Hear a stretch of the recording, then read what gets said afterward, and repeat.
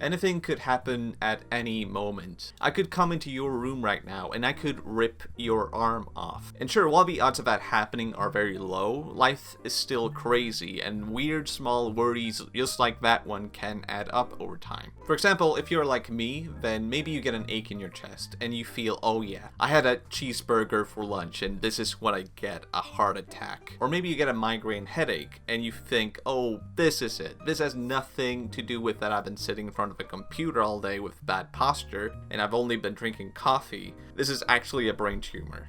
The only logical conclusion for these small pains and aches is that you are actually dying. At the very least, this is how I get anxious and worried. I can get caught up in social situations and feel like I did something wrong by saying that one thing.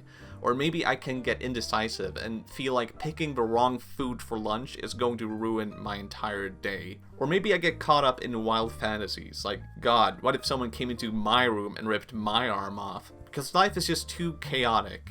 And just as much as I can feel like I am in control of my life, I can also feel like I am being dragged along by things that are completely beyond me. Life can also be incomprehensible. For example, I look at my own hands, and I want to scream. Hands are weird. They are limbs with even smaller limbs added on them. They are made out of flesh, and I eat flesh. I should not be made out of flesh. If I were a robot that consumed flesh for fuel, that would actually make more sense to me than being a blob of flesh that eats other blobs of flesh. So we can look at all of this, how worrisome life is, and how chaotic it is, and how in our lifetimes we will never actually understand life. And the only reasonable and logical thing to do is to scream and to never ever stop screaming. Life really is an absolute mess, and despite how worrisome that is, that can also be what makes things a bit more reassuring.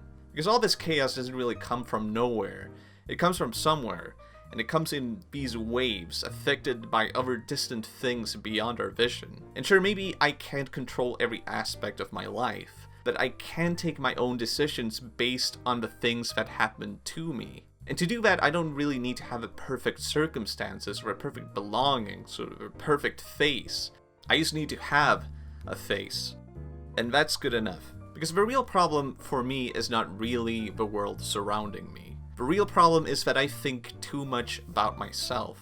And really, it makes sense. I think about myself a lot because it's the only self I have. But I am not alone in this chaotic world. There's other people, and they are just as worried as me. We get stuck overanalyzing ourselves and everything we feel or what's happening around us, because the chaos is pushed against us and it feels overwhelming. We have to set our own waves in motion. I am getting a bit tired of this wave metaphor. We have to take charge of our own lives instead of shutting ourselves away. And although making your decisions can be very worrisome, the best thing we can do is the best option we have available. And the second best thing we can do is the worst option we have available.